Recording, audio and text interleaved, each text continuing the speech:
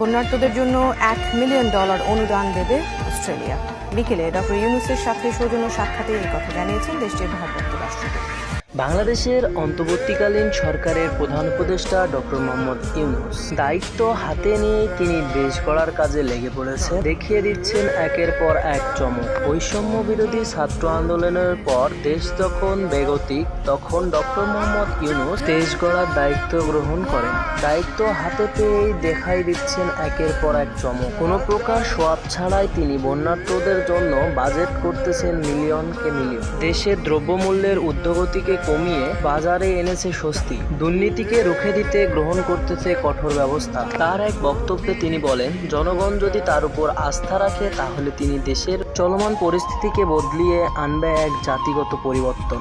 আশা করা যায় ডক্টর মোহাম্মদ ইউনূসের হাত ধরে বাংলাদেশ একদিন উন্নত রাষ্ট্রে পদার্পণ করবে।